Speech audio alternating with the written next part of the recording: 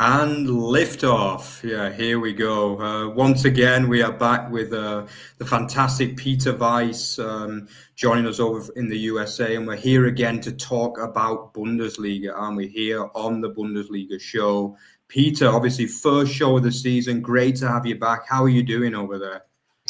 Well, my right honorable friend, I send you greetings from the land of the AC. It is boiling hot over here in the southern United States, but thankfully we have quality air conditioning. That is not something that I can rely upon whenever I'm across the pond in my beloved Bundesrepublic.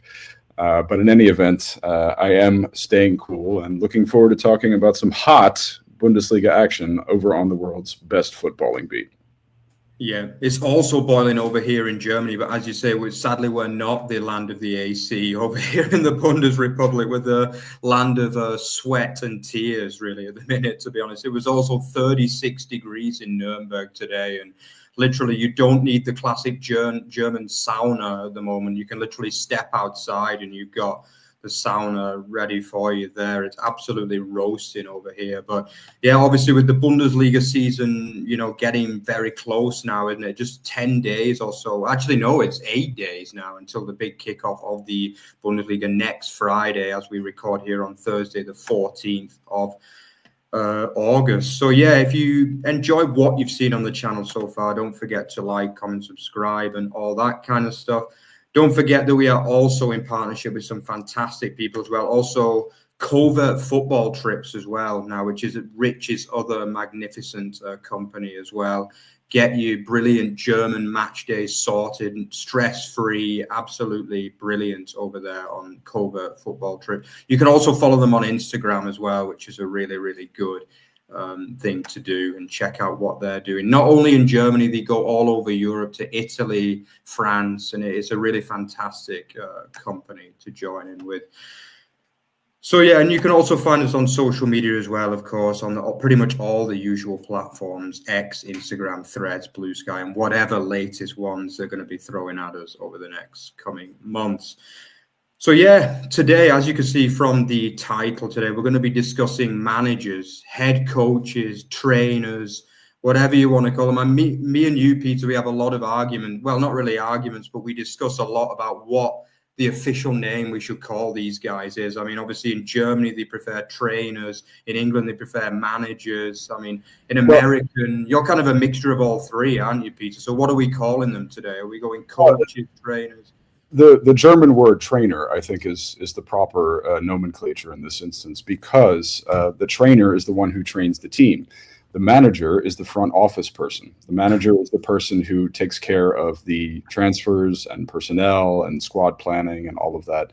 I do believe in the English system, quote unquote, trainers or head coaches, if you prefer, they have more influence over personnel decisions than they do in Germany. So it's perfectly appropriate in the English parlance to call a trainer a manager. But I still like trainer myself, because I think that adequately sort of cleaves the responsibilities that you have within the German football system. So I will be saying trainer, Mark will be saying manager throughout this podcast. Consider yourselves forewarned.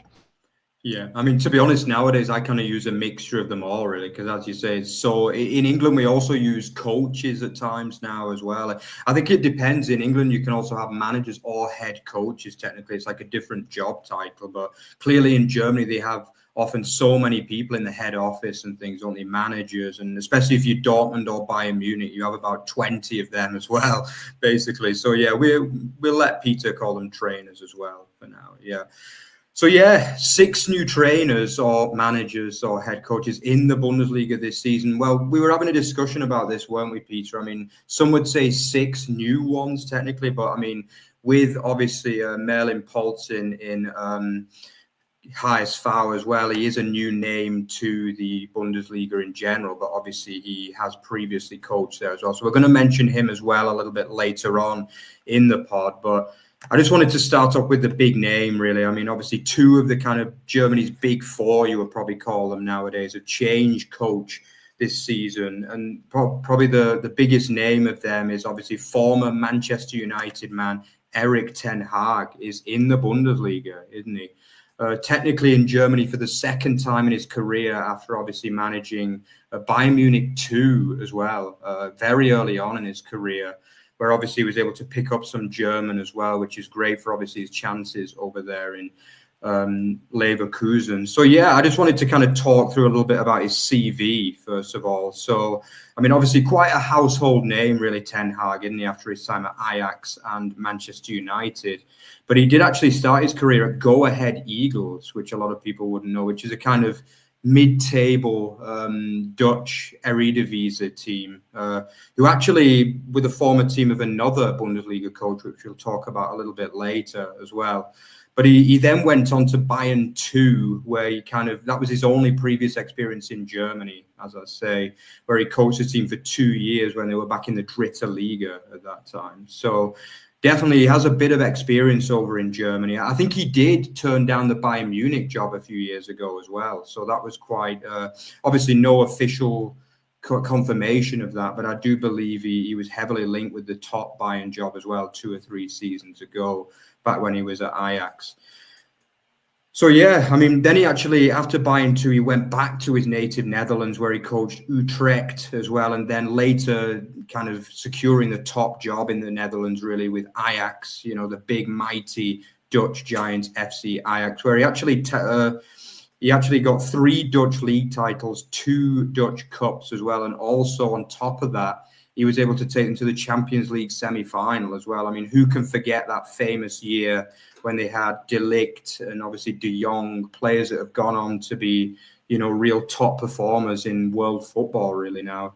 So yeah, he is a man with pedigree. As I mentioned, he's won trophies before, also at Manchester United, which is a rarity these days, let's be honest. I mean, he managed to pick up an FA Cup and a League Cup at Man United. So, some would say he was a flop over in the red half of Manchester. But I mean, if you look at his trophy record, it's not bad, is it? I mean, obviously 2 trophies there in 2 seasons before obviously being fired in September of 2024, early last season. But obviously he is a man that enjoys bringing through young players. I mean, that's kind of been the trademark of his career so far, really. As I've mentioned already, with De Ligt and De Jong, nowadays playing at Man United as well and Barcelona respectively, 2 players who are highly respected in the world of football, and they can thank their careers to that man, Erik ten Hag, really. As for his tactics, he does like a 4-2-3-1 formation. That is his preferred formation, with the 3 attacking midfielders behind the striker. That is something he preferred all the way through his time at Man United, and also quite a lot at Ajax as well, where he had most of his career's success. He does like also very flexible tactics in the top end as well. He likes to change around those strikers, not too many rigid positions. He likes to kind of change that around also within matches, like his front 3 and his. But he does like a very, very solid defensive midfielder. That's a crucial part of his tactics, because that provides the baseline to a strong defense, which allows the attack to obviously be more fluid and less positionally rigid, really. So that is his style. I think he also likes a lot. He also plays a press as well, as pretty much most top coaches do. He's very much into the press, like a strong press from the front. Obviously, through his career, he had varying successes with that. At Ajax, he was highly successful. I think that was a feature of his tactics there. And then obviously at Man United, a little bit less success, but some would blame his time at Man United on the lack of a number 9, because that is also clearly, a key part of his system. So yeah, that's just a little bit about ETH, as they call him over in England. I mean, Peter, what can we expect from him in Leverkusen this season? Obviously, what would constitute a successful season for Ten Hag this year? The answer to that question is quite simple. Leverkusen, with this mass exodus of summer departures, it would constitute a success if they could actually finish in the top 4, which I'm not entirely certain that they're going to do. It has actually been interesting giving Ten Hag's new look Leverkusen. It's an entirely new team, essentially a tactical scout. He actually he wanted a 4-3-3 formation in this instance, but he's been forced to sort of fall back on Xabi Alonso's 3-4-3 due to the fact that there's so many moving components, so many players in flux for the team right now. Can they finish in the top four? I will turn that question over to you in a second. But first, I want to note that the preseason was actually not bad. There were victories over Bochum, Fortuna Sittard, and Pisa Sporting Club. Our English viewers, which I suppose are most of our viewers, will surely recall that friendly against Chelsea, in which they looked very, very poor over at Stamford Bridge. And it was Mark Flecken, the new keeper, who essentially spared Germany's Red Company team further blushes. Before turning it over to you, Mark, I would like to emphasize that when it comes to Leverkusen, we have so many questions. There's so many new players. There's all sorts of stuff going on with our new Powerballed trainer, and you know I like a good Powerball. Half of the league is Powerball nowadays. I, of course, backed Thomas Lech and Peter Ziedler when they were at Bochum for their Powerballed status. I absolutely appreciated that. You know of my affection for John Anthony Brooks, not to mention my affection for you, my Exactly. Yeah. But in any event, before I do turn it over to you, we do not have to wait long to figure out some of the answers to these Leverkusen questions, this string of question marks, because they are, of course, kicking off competitive play in the Pokal tomorrow evening. Tomorrow afternoon here in the States time at one of our old stomping grounds. They are headed to Groß Asbach. You and I went to go see Dortmund 2 and Stuttgart 2 in a totally empty stadium around Christmas time. We had a good time. We're at the footballing hunting lodge having a little drink there. But Leverkusen are headed to that stadium tomorrow evening, and we're going to know a lot more about this team once we see them in action. So if you're interested in watching some German football, there's actually several great Pokal fixtures on tap this weekend that we're going to plug shamelessly on this show. But that's the first one that I'm going to plug. And then I'll ask for your opinion, Mark. Do you think that they can finish in the top four? Yeah, I think that's obviously the target, and I think title won't be a realistic goal this year after such major, changes at the club. It almost looks like an entirely new 11 in some ways, doesn't it? With the likes of Xhaka, Frimpong, Wirtz, and others leaving the club, But yeah, I do believe they can. I think Leverkusen are always very savvy in the transfer window. They brought in some exciting young players, as they often do. I think Kwanzaa as well. I'm quite looking forward to seeing him as well, the young English under-21s European Championship winner there. I had to get that in, Peter, as well, considering they beat Germany in the final as well. But yeah, I think he's going to enjoy his time over in the Bundesrepublik. I think it's a really nice move for him. 35 million euros. I think he's obviously the kind of big name. Obviously, the guy from the Netherlands as well is also going to be a pretty big name. But it's a new look team. It's going to be slightly new look tactics as well. And the jury's kind of out, isn't it? As it is on Ten Hag as a manager overall, because a lot in England just simply don't rate him, basically. It's as simple as that after his poor league performances for United. But I do believe he will get top four. I think there's still enough in this Leverkusen side. There's still a few players left over at the moment that are going to be just enough to push them forward. And I think Ten Hag's experience and nous will be enough to get them over the line for top four. But yeah, just before we move on from Ten Hag, let's have a little gamble. Are we going to say it's going to be a flop or not, Peter? If you had to gamble, what would you say? He has the talent. Kwanzaa, I'm glad that you mentioned him. They've also brought in Poku and numerous other players. We could do an entire pod on Leverkusen. But I am going to cast my vote for flop because I'm not foreseeing a top four finish here. I think that... Wow. And this is unfortunately horrible news from a German football lover's perspective. I think that teams like Hoffenheim and Leipzig are actually stronger this year. They will take the top four slot that Leverkusen were able to secure with their second place finish last year. So, yeah, with that in mind, I got a leaf blower in the background, so I'm going to turn it over to you with Leipzig. Yeah, it's a big call. I'm also going to go for A flop, I'm afraid. Yeah, I am. Overall, I'm going to go for a flop. I think he'll last about 18 months.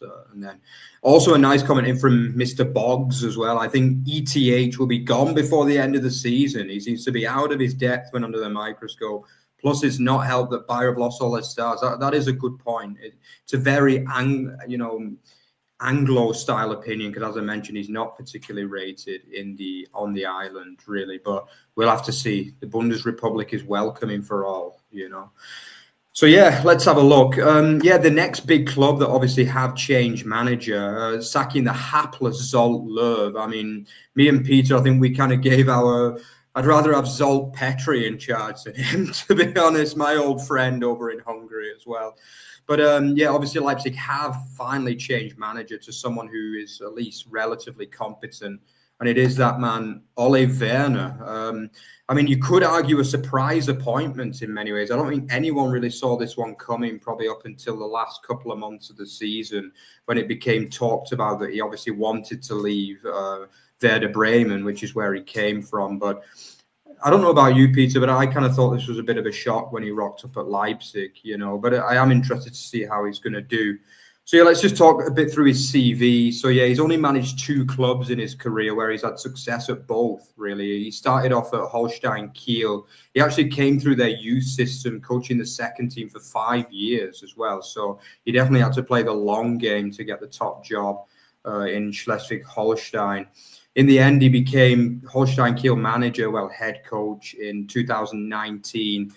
He didn't do anything too special, but he definitely made them a very, very solid 2-Liga team. I think a club that had been historically a 3rd-Liga team or even Regionalliga kind of side without that much pedigree, in the upper echelons of German football. He definitely gave them really good grounding when obviously Stefan Rapp was able to finally make that leap and get them in the Bundesliga a couple of seasons ago. So he definitely went down as a success at Kiel. Then obviously soon after he left Kiel, he did move on to Bremen when Bremen were actually in the 2nd league. Let's not forget that crazy year when Marcus Anfang was famously fired in November 2021 with the team struggling, all kinds of problems with vaccine status and everything at the club at that time. So I think it's safe to say he inherited Bremen in a very kind of poor state, basically. But, being the man he is, he was able to get them promoted somehow that year. I think it was just about fell over the line style, really, but he got them promoted first time of asking, I believe on the final day in 2021-22, it would have been that season. Then obviously he had the task for the first time coaching in the Bundesliga, and he was able to do a relatively good job. I think the first season he stabilized them. He had Füllkrug as the number 9, who obviously was a big part of that team back then.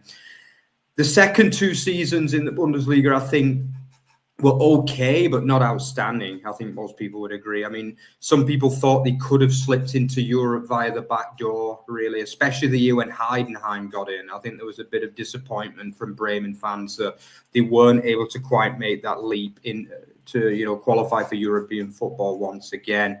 But overall, he was seen as a success at Bremen. I definitely think it went a bit stale, the back end, in truth. And I think it was definitely time for both parties to move on. But overall, you would definitely say it was a success at both clubs that he's been at.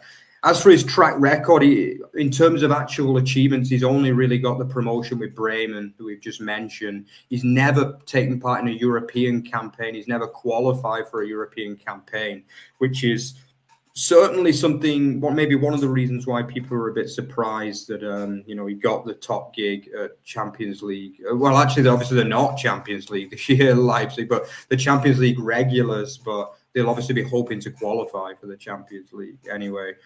As for tactics, he does like the 3-4-2-1 formation as well, with a very big emphasis on wing backs too. He does like the kind of wide wing backs. Obviously, Mitchell Weiser and Derek Kern were the 2 last year that really kind of benefited from his wide formation.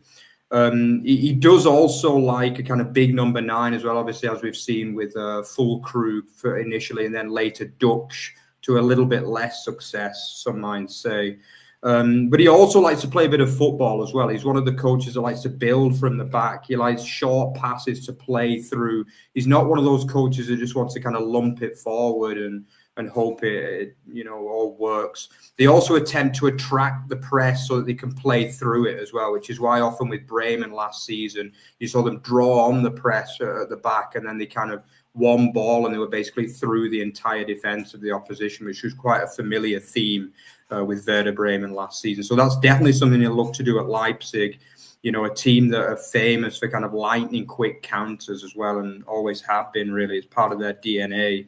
So, Peter, I mean, what are we thinking then? So first of all, what do you think? Ole Werner at RB Leipzig?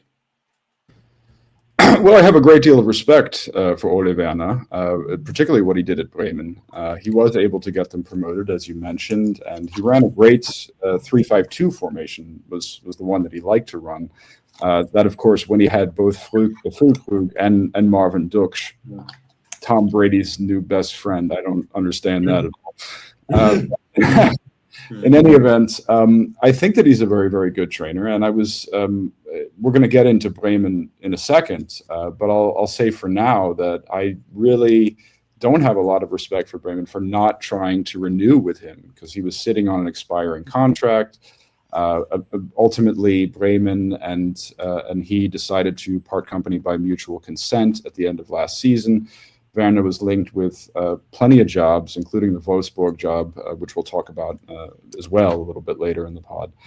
So I think that he's a very good trainer. I think he's a very good coach. And actually, I've been impressed with what he's done with Leipzig in preseason.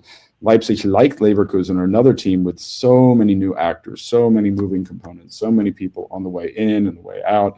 Those of us who cover this beat are exhausted writing on the Leipzig transfer rumors that have been taking course over the place this summer, as we are with Leverkusen, of course.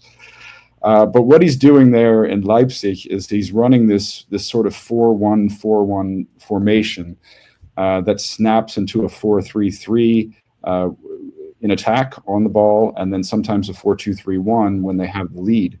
And they actually haven't done bad in preseason. There was a loss against Atalanta Bergamo. That was the infamous game in which Simmons and Šeško were both out of the lineup. And they ended up sort of flopping a little bit in a doubleheader against Lens, which was their final preseason test. I think probably the main criticism that you could have of Werner this offseason, and he was a late appointment to Leipzig. It took them a long time to actually get him installed, was that he dragged his feet on some of the decisions that needed to be made in terms of the team leadership council and also his number one choice keeper. And he addressed both of those today. David Raum is going to be the new squad captain, taking over for my Kaiserslautern buddy, Kaiserslautern native Vidi Orban, and Peter Bulashi will maintain the number one slot above Martin van der Voort for now, though van der Voort is going to start in the Pokal. So, I mean, I think that he's a good coach, and I think I like what he's been able to do with this squad in preseason, particularly with all of the new actors. He's made sure that guys like Bakayoko, after a sort of a sputtering start, was able to get off the mark with the team in preseason.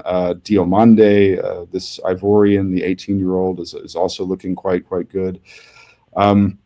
The new midfield run by Arthur Vermeeren, he's sort of like the pincer, the bootleg sweeper in that 4-1-4-1, I think looks quite good as well. And yeah, I mean, I actually, believe it or not, like Leipzig's chances this year. It's important to note that not only are they not Champions League this year, but they're also not European football of any sort. No Europa League, no Conference League, no nothing. And they really have an awful lot to do, because this didn't happen. This has never happened at Leipzig before, not since they got promoted to the German top flight. So, in summation, I would probably say at this point that I consider Werner to be hot. I think that he'll get Leipzig back to where it needs to go. But there's a very, very important Pokal fixture against one of Mark's favorite teams, SV Sandhausen, coming up this weekend. in our old vlogs when Mark and I went to Unterhaching. We poked fun at the Sandhausen ultras who came to Bavaria Wiesenzeit weekend with nothing but a banner and then decided to pick a fight with the Unterhaching. Something what an evening that was. That was one of my favorite match days we did, Peter. Yeah. Probably one of the worst games, if not the worst game. Not to mention the fact that we were caught in rainfall the entire time. Prizer match even went ahead that day, to be honest. Yeah, so I'm going to go with hot for Ole Werner, and I believe that Leipzig can probably finish in the top 4 again this season, provided they don't stumble out of the gate in this Pokal fixture this weekend, which is possible because they had a kind of a rough finish to preseason, in which the team was not building up play as well as Werner clearly intended them to. You could see that like the accent marks were there, the thesis of football was there, but it wasn't, the execution wasn't quite there. And Werner was sort of mixing up the A and the B squads and that double head lens. So, I mean, there was a little bit of a stumble at the end of preseason, but I consider that an aberration. I think that he should be just fine. Yeah, I'm also going to go for a hot for Werner. I think the start will be key though, but generally Leipzig tend to be quite patient. I mean, obviously they gave Rosa a lot of time, didn't they, the back end after a horrendous season last year, and I think he was only sacked in the end. When was it? March, April kind of time. So they really gave him a lot of time. So I do hope they do the same with Werner. I think things will come good, but obviously they've also lost key players, like Šeško, and probably Simmons is also going to leave as well. So yeah, but still a lot of talented players and more quality brought in from the East Germans. So yeah, Peter, it's your turn to introduce someone. So I'm going to let you introduce Mr. Steffen, I should say, from Werder Bremen. Yeah, so he's a man that we know well too, obviously from Elversberg last season, isn't he? So do you want to tell us about him? Well, the Elversberg magician was what he was referred to as. Let's not forget that this little tiny Saarland club, he got them promoted from the German 4th division, the Regionalliga, and then from the Dritte Liga as well. But a large part of this had to do with the fact that Elversberg sort of became a hub for German footballing loan talents. I could be here all night listing the laundry list, but just to name a few, Nick Voltemada, of course, played on loan at Elversberg. Just last season, Elversberg, of course, losing the promotion relegation playoff to Heidenheim. They had both Hoffenheim's, the two Hoffenheim stars who are probably going to lead Hoffenheim to a top 4 finish, Mohamed Demar and Fisnik Aslani.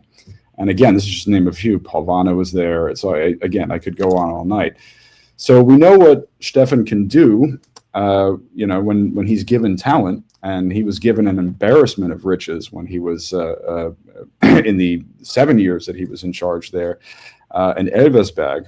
And at the age of 56, this is going to be his first German top flight gig. What can we expect from him with Werder Bremen? Well, I mean, one of the reasons that Bremen parted company with Ole Werner is because they wanted Steffen. And they wanted Steffen to be able to convince some of the former players that he was mentoring, like Paul Warner, to come to Bremen. Fisnik Asnani, another example. And of course, this didn't materialize for a whole confluence of reasons. And Bremen they've played a terrible preseason. I've completed the write-up for them. I scouted the friendlies and just read reams of text of match reports and whatnot, as I do because I'm a crazy footballing nerd nutcase. But in any event, what kind of squad, what kind of roster does Steffen have to work with here? It's quite in pieces.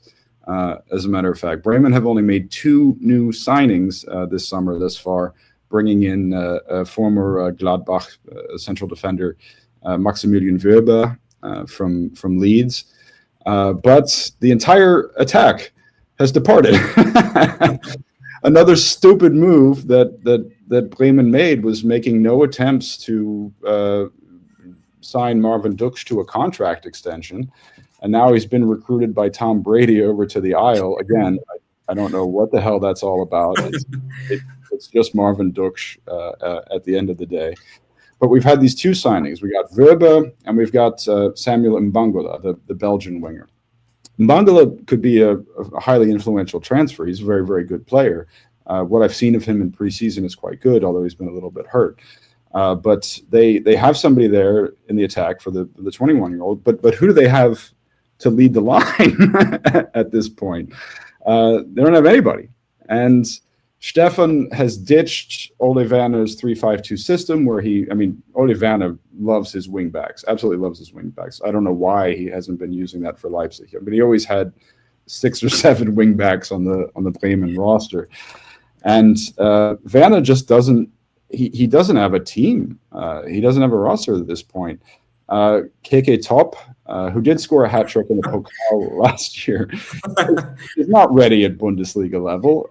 Justin Njinma is he can play as a center forward, but he's more of a right lane striker. The same applies to the Austrian Marco Grühl, who's more of a left lane striker. This squad is not well put together. And add to that, you have all these injury problems. Jens Stage and Mitchell Weiser are going to be out for the foreseeable future after suffering serious injuries. You still have players, some of the best players, being linked with moves abroad, such as Arno Schmid, who might be headed to the Premier League. And who do you have? He just doesn't have enough. I mean, they're so desperate for a striker that they've been trying to get Andre Silva back from last week. and this has been going on all summer, this whole, and they can't even get that deal closed. And they need a new right back. They've been trying to get Verba's Leeds United teammate Oscar Isaac from Leeds United. They can't get that deal closed. They can't get anything done right. And, it's everything, just more injuries. Amos Pieper has been ruled out for the Pokal fixture. I'm foreseeing a very, very bad start for this team. And another plug for another great Pokal fixture that you can check out tomorrow is Werder Bremen versus Arminia Bielefeld, the DFB Pokal finalists from last season. And it was, of course, Bielefeld who eliminated Bremen from the Pokal in the quarterfinals last year. I think maybe Bremen might lose again in their trip to the Bielefelder Arm, and there's nothing worse than starting off the season with an opening round Pokal defeat. So, I mean, Stefan he's a good coach, I guess. I mean, let's not forget, as I mentioned earlier, 56 years old. This is his first top flight gig, but he had all of this talent at Elversberg that he doesn't have here at Bremen. So I'm voting a flop in this case, and Bremen management, Clemens Fritz and Peter Niemeyer, I don't know, just from the end of last season, they've made so many wrong moves. And Mbangula can be a good player, but let's not forget that, I mean, he does have injury problems. We could have another Naby Keita on our hands. I don't think it'll be quite that extreme, but I mean, I don't know. I mean, I like him, but I'm voting flop in that case. What do you think, Mark? Yeah, I think I do like him as a coach. Like, I think his Elversberg side were, not only did they have talent, obviously he was fortunate to inherit that level of talent for such a small club, but I guess a lot of that was his work too. He was able to big clubs trusted him with the young talents, because obviously he got good records out of so many of them, didn't he? Like, it was really impressive to see what he was able to do. Every year it was star after star, really, and I think he earned that reputation, really, and that some of the big company clubs were sending the best young talents to Elversberg, which is obviously Elversberg as a club are complete minnows, really. But he was able to do well, but I wouldn't say he really overachieved with the squad they had. I think they actually last year had one of the best squads in the Zweite Liga. There's no question about that. I think you see, obviously, most of them have gone back to Bundesliga clubs now, or got moves to, either bigger Zweite Liga teams or even into the Bundesliga. So you can see that. But as you say, Peter, I mean, he's not been given a good hand to play here at Bremen. Bremen, the Bremen powers that be haven't given him the tools, to be honest, at all. And as you say, the obviously Dutch going to the championship just seems so bizarre from both sides, really. I mean, what he's doing in the championship, as you say, I don't know whether Tom Brady put a spell on him or something. I don't know, but he seems far too good to play in England's second tier, surely. But yeah, obviously it's a blow to Bremen. And as you say, if Andre Silva's the best they're going to get, a man who's not had a decent season since about 2020, I mean, it doesn't look good, to be honest, at all. And he's going to bear the brunt of this, because he was meant to come with all these contacts and he was meant to get all these nice, fancy loan signings or whatever in. But it's just not happened at all, has it? I mean, obviously, we don't see what happens behind the scenes, is it?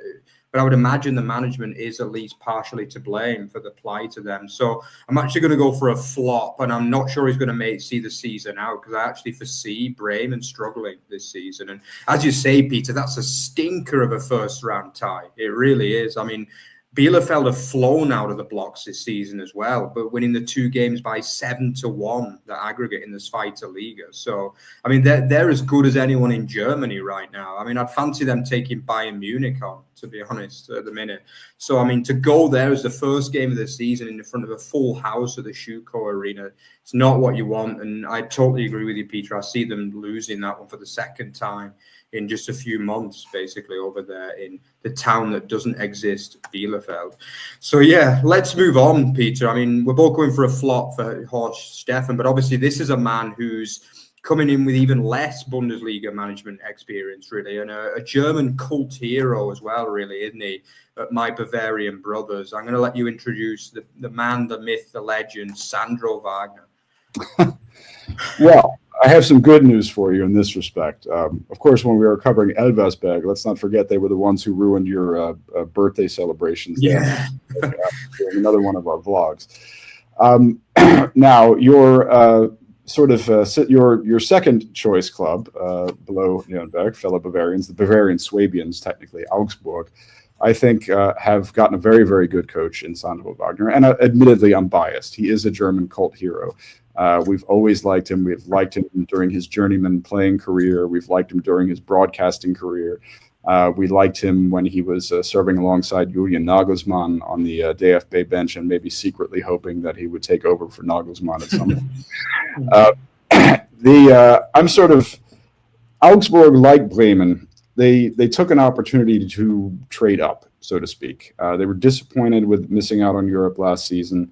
So they let a good coach go in Jes Torup, the Danish trainer, another Powerball. And they brought in Wagner because they had the opportunity to do so. And, Wagner's been playing it pretty safe with the Augsburg tactics. Let's not forget, this is, of course, his first major German club gig. Before he worked the DFB bench, after he retired, he was in China. He was in your China for I think for COVID, and then he retired. And he was working with DAZN, and he charmed everybody at DAZN. We thought he was the best color commentator that DAZN ever had, and that's one of the reasons why he enjoys cult status among Germans. But he began by coaching another one of your favorite Bavarian teams, Spielvereinigung Unterhaching. Imag Haching. Yeah. Wir haben ein Ziel, ein starkes Gefühl. Imag Haching. And he coached there for 2 years. He got them promoted from the Regionalliga back to the Dritte Liga. He left the Unterhaching bench actually not long before Unterhaching threw Enrico Maasen's Augsburg out of the Pokal in the opening round a couple of years ago. And so what is he doing here? Well, it's interesting. I think that basically Augsburg, he's still running Torup's same tactical system as far as I can tell. I mean, you can call it a 3-4-3, you can call it a 3-4-2-1. But basically, I mean, he's got this back three, and it was a very, very strong back three last season. But what's happened now is that it looks like Kevin Schlotterbeck has actually beaten out Cedric Zeziga for a place there in the back three. Hovaleo is of course back. They've lost Frank the Tank Onyeka, who the Brentford loanee has gone back to London, but they brought in Burnley's Han Noah Masengo, who I think is also a very, very good, strong box-to-box talent. And he's been charming the German press. He says that he's going to go by Hans Masengo now, as a matter of fact. And we got a lot of young talents coming up through Augsburg. Unfortunately, Kodusu was loaned out to Nuremberg. I was hoping to see him play in the German top flight this season. But Noah Kai Banks, Mert Kemur, and there's also this new guy that I had never heard of before, Dadari, a young Luxembourg international. They picked him up from the Mainz reserves last season. He did really, really well for the Augsburg reserves last spring. He had an excellent training camp, and they gave him a promotion just yesterday. What is this guy's name? Dardari, I think. Yeah, Dardari, I think it is. Dardari or something like that. So they have a lot of interesting young upcoming talents. Oliver Sorg, the new left back, is another one. And for what they've lost, they've sort of replaced on a like for like basis. So I think Wagner's in there to sort of continue Torup's footballing thesis with a few new actors that are replaced like for like on one, and some upgrades. You know, I mean, we have they finally got rid of a lot of players like Bayo who weren't really working for them now. I think Tietz is still going to lead the line, but Mooney has actually had a good camp, and they got Saad to come in there and from St. Pauli to sort of spearhead the attack. So I have a good feeling about Wagner's Augsburg. Now, they did have a so-so preseason. A lot of ups and downs, and the last match, which actually took place there in the VVK arena, was not good. They looked rather fatigued, and they looked out of ideas. I mean, they were playing Sunderland. Sunderland came to visit them there. So it's been sort of a rough finish to preseason, but they had some tough opponents. I mean, Oliver Glasner's Crystal Palace came in for a doubleheader. They played Pisa behind closed doors. They had Sunderland there in the VVK, and against tougher competition, it showed that they still have a little ways to go. But I like them. I think that Wagner is going to succeed, in my biased opinion. I will label him hot, and I think that Augsburg will probably contend for Europe this season. They're not going to get there, but they'll contend. They'll be in the conversation until around March, would be my assessment. Of course, both of us like this team a lot, and we can get lost in the nuance of this team. And I even have a FCA membership, which I use. I come and visit you there in Bavaria. Take it away with your thoughts on Sandro. Yeah, I've still got my picture of Felix Udukai as well, just over there that you gave me. Having it's the pride of place in my lounge. So basically, I mean, the first thing I want to mention about Augsburg is I still, for me, one of the harshest firings I can ever remember. Torup. I think myself and all Augsburg sympathizers were massive fans of Torup. And I mean, he had the support when I was down there just last March. I mean, he'd become a bit of a cult hero with the fans, serenading him at the end. And as you mentioned, Peter, Wagner, much to the success of Torup, he is basically running the same system, because clearly nothing really needed to change. So why has it changed, I guess you could ask in some ways. I mean, I know Wagner is clearly very highly rated amongst the German coaching elite. He's always been a man that has been linked with big jobs, hasn't he? Obviously involved with the DFB as well. But for me, it's a risk actually that the FCR have taken here, because I think a season under Torup, you guaranteed mid-table. There's absolutely no way they'd have been near the relegation under Torup for me. I think he knew how to get results. He had a very clear system, and on all the time under him, they had 2 mid-table finishes ultimately. And for long periods under Torup, they were higher than that. Let's not forget. I think FCR were as high as like 6th or 7th in both seasons going into the last 4 or 5 games, where they obviously faded off both years. So first of all, he does come in with a bit of pressure, and I think it will be easy for him to win over the fans because he obviously is a very charismatic and likable guy. I mean, everybody knows him in Germany, so he's not exactly a strange face, But in terms of results, that there is a level of pressure because I think Torup was fired unfairly in my eyes, but at the same time, Wagner, they've obviously realized they're an ambitious club, the FCR. Let's not forget that. They are an ambitious club. They've wanted for years to kind of get out that bottom half and at least get a top half registry down, which should only be the third since they got in the Bundesliga, by the way. They've only done it twice before with top half registries in, 13, 14 seasons now. So they are ambitious, and we see that with some of the brilliant players they managed to acquire again. I think one thing I will say about the FCR is that the squad looks good, really good. I think the back three is as good as any outside the top four in the league, to be honest.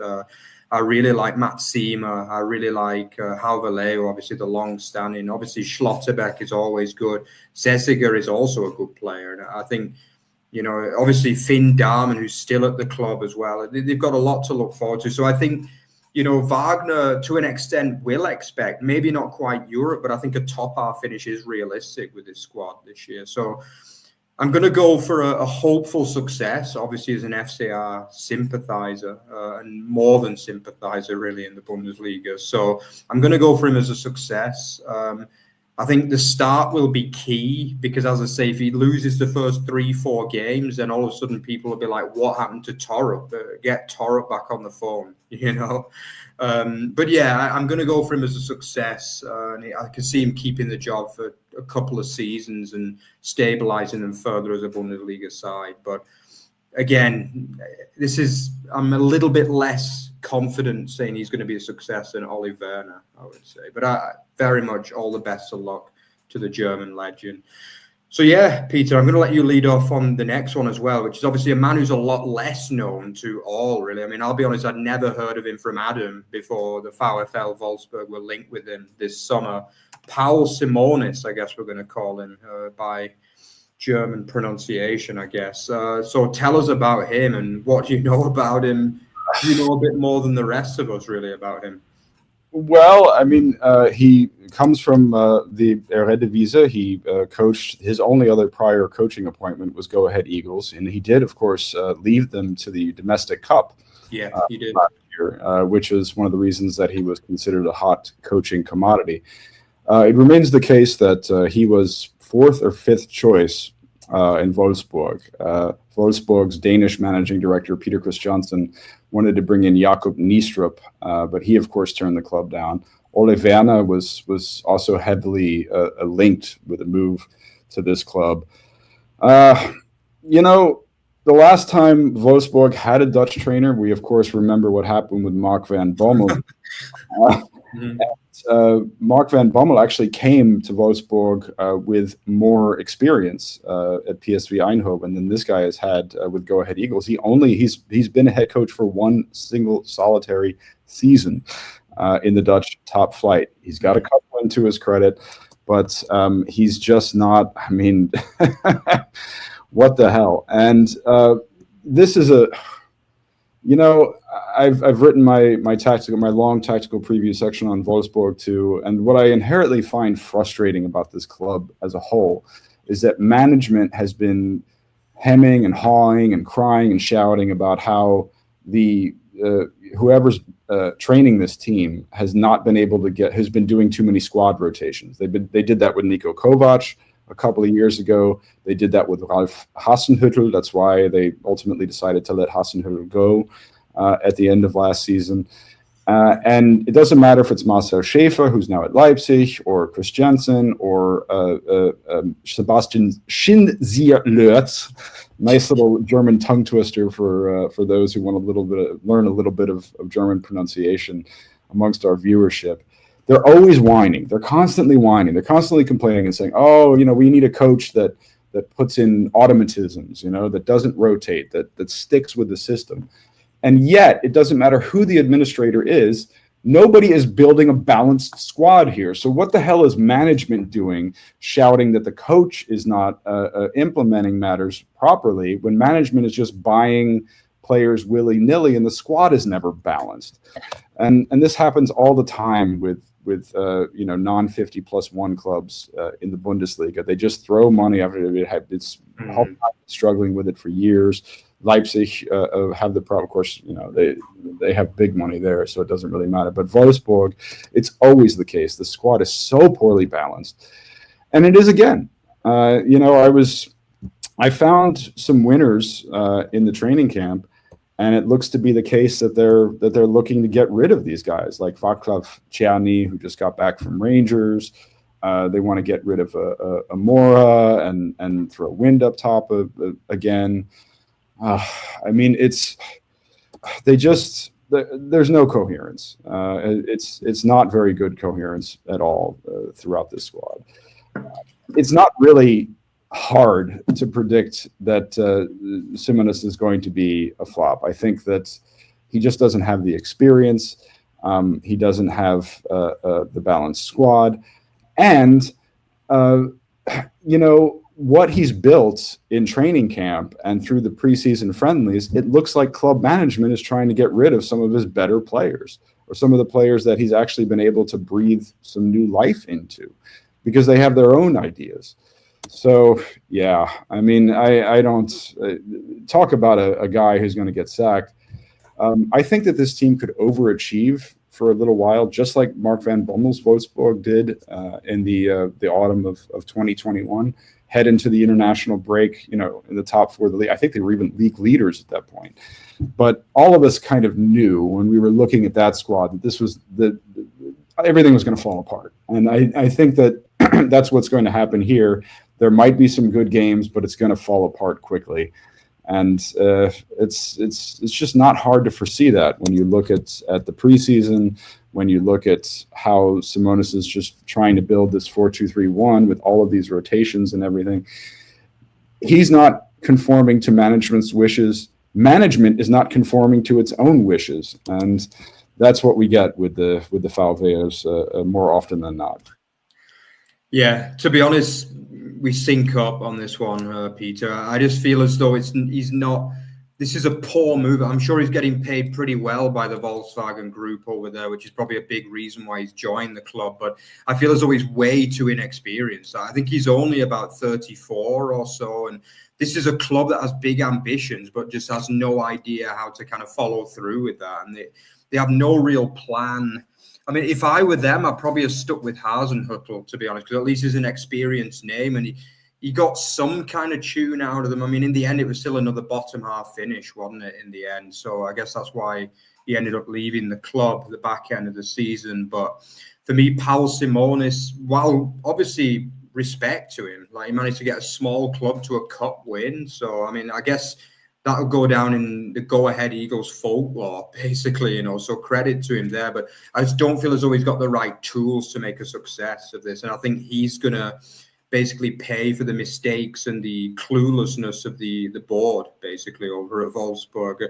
I don't even think it'll come down that much to his coaching ability because, as you say, I mean, they're just here, there, and everywhere. They seem to love Jonas Wind, and they just don't want to sell him no matter what. But he seems to be a bit of a troublemaker in many ways, and I think they should be trying to build a team around Amura, but I'm sure he's unhappy as well. He probably wants to set his sights a little bit higher than the VfL, So it's a tough one. I kind of hope he does well. He's a young guy, obviously.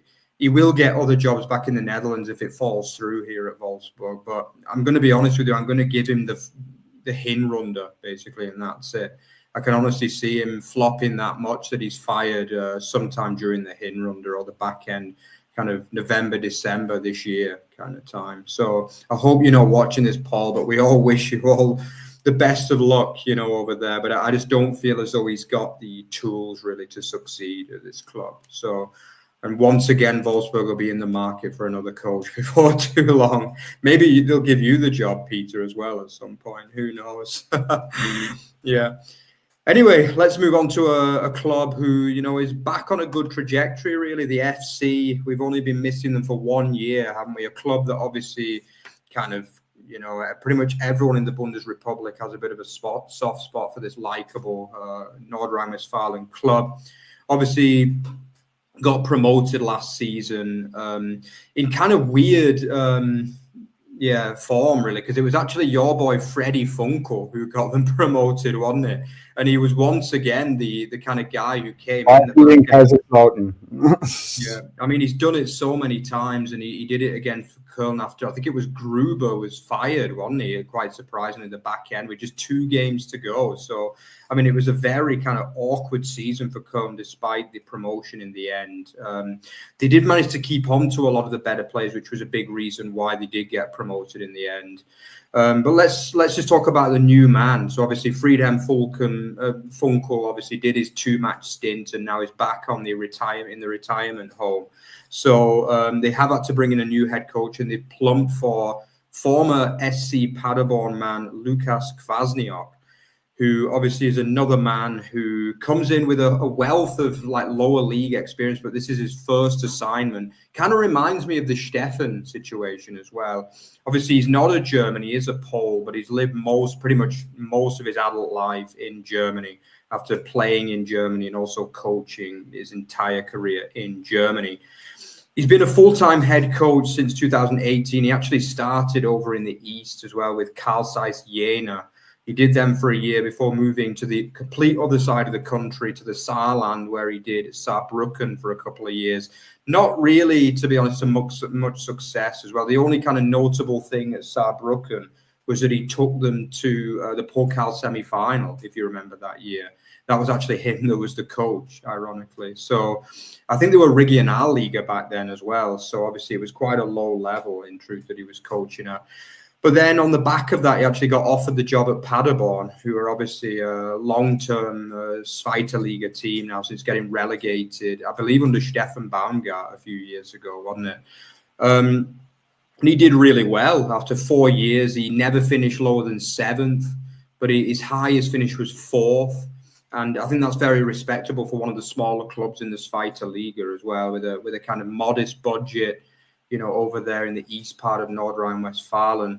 He had a win record of 44% as well, which seems very high in the Zweite Liga, to be honest, considering most managers, you know, they aim for around about 33, 35%.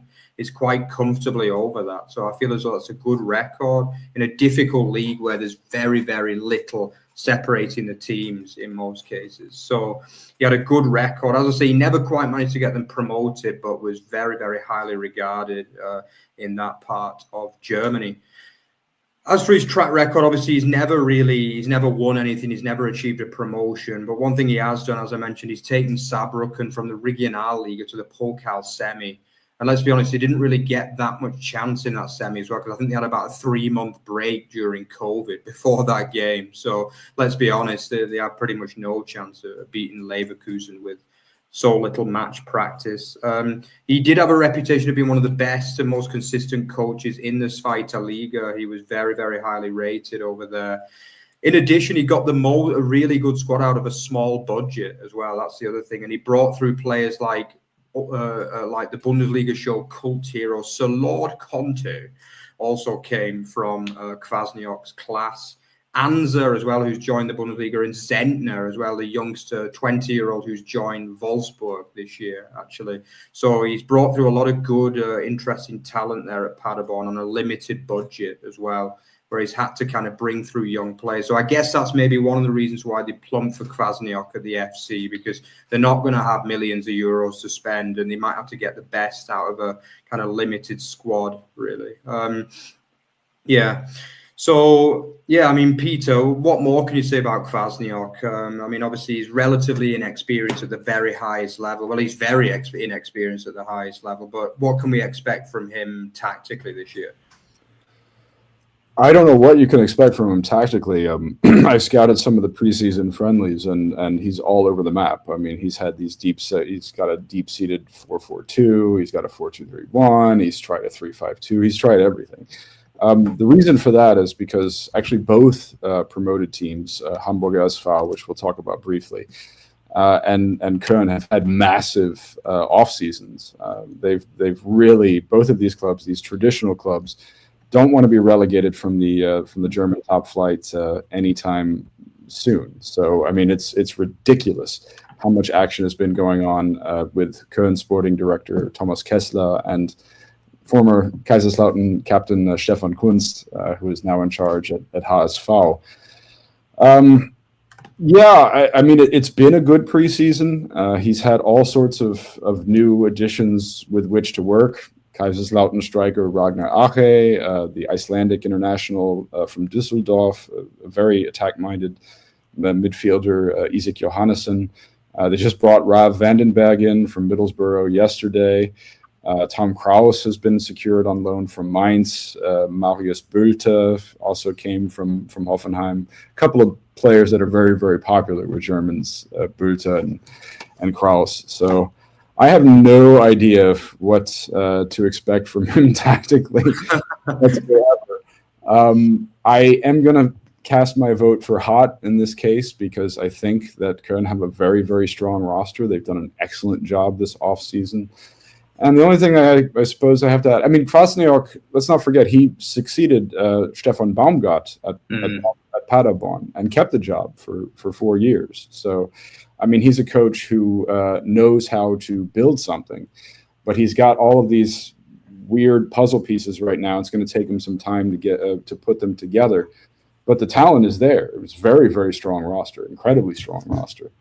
And they've had some great results in the preseason friendlies too. I mean, even before they've upgraded the roster in many positions. I think that they were okay. There were some opponents who it doesn't matter if you're playing Sunday League opponents.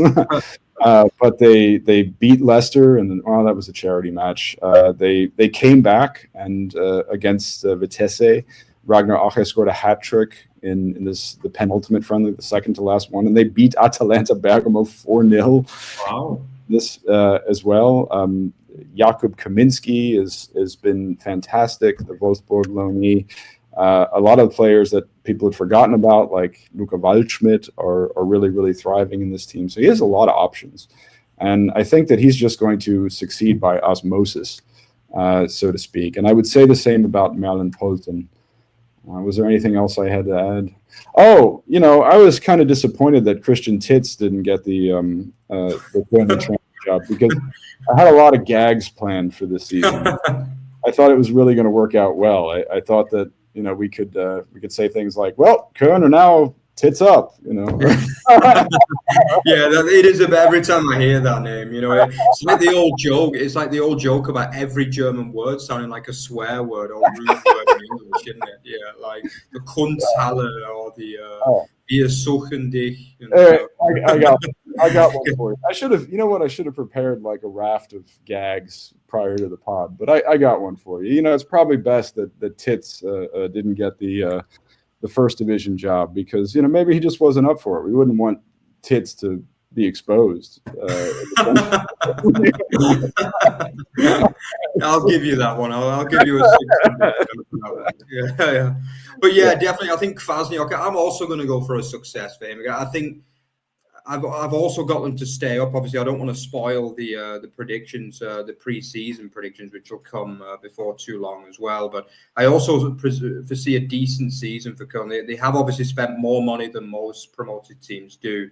So I'm going to go for a success. But a man that I'm not, unfortunately, going to go for a success with is as you mentioned, you were just going to get onto him, Peter. I mean, he's not technically a new manager at the club, but he is a new manager in the Bundesliga, and that's what we promised you on this show, new managers in the Bundesliga. So we will discuss him a little bit, not in too much detail, but Merlin Polten, obviously the man who obviously has the honor of getting Hamburg promoted finally after 8 years in the Zweite Liga. Wow, I still can't believe that. But he definitely did it by hook or by crook rather than in style, as far as I'm concerned. Having followed the Zweite Liga very closely, they did get quite a few favorable decisions in that run-in, which definitely helped them along the way. What do you think, Peter? Merlin Polten, I mean, obviously it's his first job, basically, anywhere, effectively. He's another young coach like Simonis, I think in his early, mid-30s. I mean, he won 11 games out of his 21 with a just over 50% win record, but I heard, from what I've heard, Hamburg fans are still not 100% sold on him because he's he's a coach that likes set plays and not a lot of creativity and flair, isn't he? I mean, he got a contract extension. They gave him a contract extension just a couple of weeks ago, and he has a good roster. I mean, it's been it's been an excellent offseason for Stefan Kunst and the HSV administrative team. I mean, they got Nikolai Remberg, they got Nicolas Capaldo, they picked up Yusuf Paulsen, Jordan Rodriguez there, Brian Philippe is there. Omari, the central defender, and Gokashvili, the other one that they just picked up on loan. I think they're going to get Vuskovic. I haven't checked today. I've been reporting on that transfer. I'm tired of reporting on that transfer because I'm tired of reporting about whether or not Tottenham are going to make up their mind on this junk. But I mean, I think he has a strong enough roster, and that should be enough to carry him through. I think I read somewhere the criticism that you were talking about his emphasis on set plays in training, and that's often the case with young players in training. You know, they're always focused on these dead ball situations, and they don't necessarily build a team that is as strong in open play as they should. That was a criticism of Nagelsmann for many years, that, you know, he was always like building this obstacle course for his players in training sessions instead of actually ensuring that they lock with chemistry. So, I mean, as is the case with Köln, this is going to be another team that it takes some time for the chemistry to come together. But I think that the roster is strong enough, and I think that that's what's going to ultimately see them stay above the relegation pack this season. And so long as they do that, they'll keep him in charge. If there's a relegation scare at the end of the season, of course, they'll fire him and they'll bring in a Feuerwehrmann, probably Friedhelm Funkel again. But, you know, I guess probably an appropriate way to end this pod, even though it wasn't advertised, is, you know, when we're talking about Köln and Hamburg back to back, these two strong traditional clubs that have spent a lot of money this offseason to upgrade the squad, who are going to be the relegation candidates. Mm-hmm. And I think that, you know, there's a lot of weak teams in the Bundesliga this year. And I would cast my vote. I think that both Köln and Hamburg will factor into the relegation race. But most likely it'll be the case that Heidenheim and St. Pauli occupy the two bottom positions. And so that's why I picked these two coaches to succeed, because they'll sort of get above that. Yeah, I think it's a very good tip, BJ. I think I've also I'm still not fully convinced on who I'm picking for my third bottom, but yeah, I definitely think those two teams you mentioned look weaker, significantly weaker than Köln and the HSV. So I don't foresee either of these two teams going down automatically, but obviously we've still got a little bit of time to go. There's still a bit more time to kind of tell you what I would say that it's Union Berlin that contests the relegation race this season. Yeah. So that's my bottom three. You have two promoted sides that, based on their summer upgrades, their summer transfers, I don't think factor into the. I definitely think it's a fair. I mean, both have got solidity behind them. But yeah, we'll obviously mention that a little bit more in a later pod as well. But yeah, I'm actually going to go slightly disagree with you here, Peter. I'm going to go for HSV to stay up, but I think Paulsen will lose his job after a poor run at some point. I can see them having a good start the first 7-8 games, but then I can see it going really stale and then firing Paulsen and then picking up and having a strong finish. That'll be my prediction for the HSV this year. I just feel as though Paulsen's a little bit out of his depth, and having watched him extensively last season, he really kind of needed a lot of luck at times, like penalties, which were never penalty. I never want to kind of accuse teams of like being lucky getting promoted, but there were a lot of games where it was like, God, you know, like some of the penalties they were getting were crazy, basically. But anyway, congratulations to them getting up. We're all happy, absolutely happy to see the HSV back in the Bundesliga, and we'll have to see what they do. But I'm going to go for a flop for Merlin, I'm afraid. No magic tricks from Merlin this time. Yeah. So yeah, thanks for joining us, guys. Obviously, it was quite a long one today because obviously we had 7 guys to get through. It was quite detailed, but we hope you enjoyed that. Thanks to Justin checking in as well. Sorry we didn't get to you a bit earlier, but yeah, good to see Peter back. We're all happy to have you back, sir. Looking forward to the Pokal this weekend, as we all are. It's always a brilliant curtain raiser to the main action, isn't it, as well? It's great to see Paul as well. Good to see you both back and ready. Looking forward to what you've got lined up over the campaign. Yeah. So definitely thanks a lot for joining us today, guys. It was a pleasure to kind of talk through some of the new faces we're going to see and obviously give some of our predictions, not only on how the managers will do, but how some of these teams will do over the course of the season as well. So again, if you enjoyed what you saw, don't forget to like, comment, and subscribe on our Bundesliga show channel. And don't forget as well that you can follow us on any good social media as well: X, Instagram, Threads, and Blue Sky. So we'll be continuing with our obviously our build up to the Bundesliga season over the next week. So keep your eyes peeled for any shows coming up. But I'm sure you'll be seeing more of us over the coming weeks as the season gets underway. So thank you very much, guys. It was an absolute pleasure. Thanks again to Peter, as always, and we'll see you next time. Servus. Bye-bye, guys.